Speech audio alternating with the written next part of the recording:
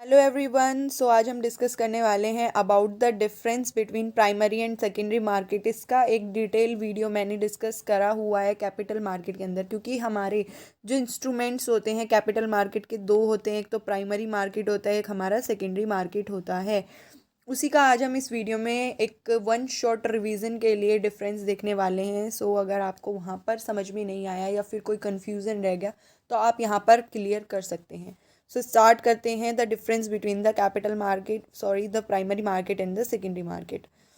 Now what is the primary market and what is the secondary market. Primary market हमारा prime prime मतलब पहली market, जहाँ पे सबसे पहली बार सिक्योरिटीज इशू होती है। सेकंड मीन्स सेकंड पोजीशन, जो इसका नाम ही बता रहा है कि सेकंड टाइम है। ठीक है, तो सेकंड पोजीशन पे, तो सेकंड टाइम जब हमारी सिक्योरिटीज इशू होती हैं तो उसको हम क्या बोलते हैं, सेकेंडरी मार्केट। सो इसमें टाइप्स ऑफ सिक्योरिटीज़ के बेसिस पे पहला डिफरेंस है, this is there is a sale of new securities. Primary market मतलब वहाँ पर कोई नई सिक्योरिटीज़ इशू हो रही हैं, ये कोई नई कंपनी बनी है, ठीक है, इसको लोन की ज़रूरत पड़ रही है, वो क्या करेगी, अपने शेयर्स को इशू कर देगी और शेयर्स को वो परचेज करेगी जनरल पब्लिक। जब ये शेयर्स इशू होंगे सबसे पहली बार इस कंपनी के थ्रू, ये कोई नई नई कंपनी है, ये अपने पहली बार जब शेयर्स को सेल करेगी, शेयर्स को इशू करेगी, इसी को हम क्या बोलते हैं, प्राइमरी मार्केट में ये जाकर इसको इशू करेगी। नाउ सेकेंड इज इस कंपनी ने ऑलरेडी सेल शेयर कर दिए, सेल कर दिए मार्केट के अंदर, ये किसी ए पर्सन ने खरीद लिया। अब इस ए पर्सन को पैसे की नीड है तो वो किसी बी पर्सन को सेल कर देगा। सो ए इन्वेस्टर ने बी इन्वेस्टर को सेल कर रहा है। अब हमारी कंपनी का रोल ख़त्म हो जाता है, कंपनी के पास ना तो सेल करने के लिए होता है ना परचेज करने के लिए होता है। अब जो ये इन्वेस्टर्स होते हैं ये आपस में सेल और परचेज कर रहे हैं, तो ये काम कहाँ पर होता है, ये होता है हमारा सेकेंडरी मार्केट के अंदर। Now issued by, in primary market the securities are directly issued by the companies. इसमें कौन करता है, ये कंपनी है हमारी, ये डायरेक्टली इशू कर रही है शेयर्स को और सेल कर दे रही है किसी ए पर्सन को या बी पर्सन को। सो इसमें कौन इन्वॉल्व रहता है, प्राइमरी मार्केट में इन्वॉल्व रहती है हमारी कंपनी। कौन इशू कर रहा होता है, हमारी कंपनी इशू कर रही होती है डायरेक्टली।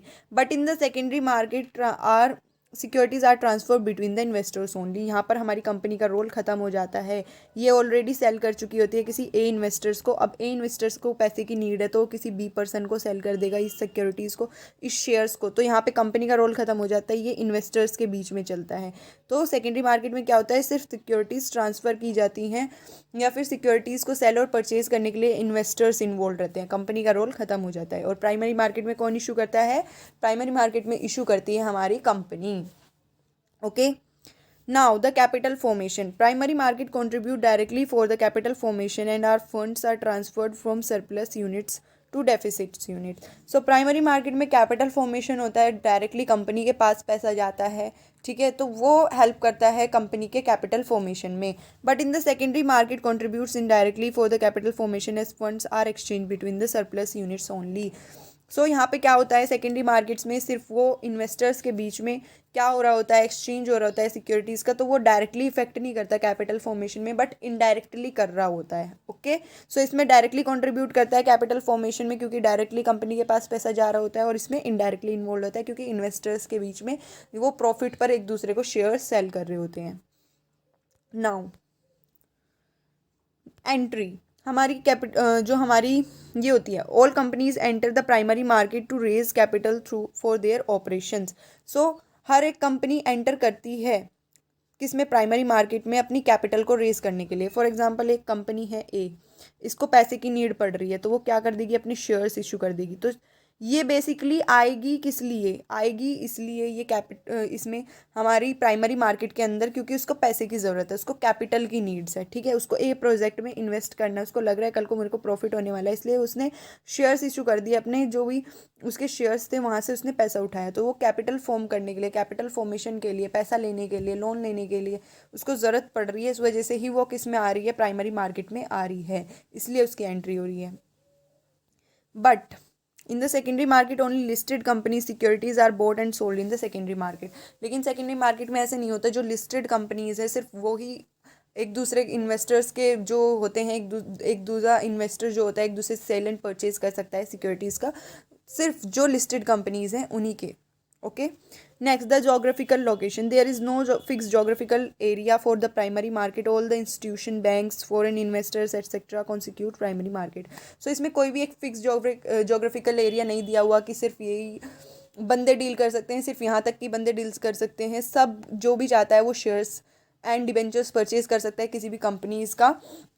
सभी इंस्टीट्यूशंस, बैंक्स, फॉरेन इन्वेस्टर्स, कोई भी परचेज कर सकता है, किसी के लिए कोई रिस्ट्रिक्शंस नहीं है। There is a fixed geographical area and working hours. लेकिन जब हम सेकेंडरी मार्केट में डील करते हैं, वहाँ पर इन्वेस्टर्स इन्वॉल्व रहते हैं, ब्रोकर्स इन्वॉल्व रहते हैं।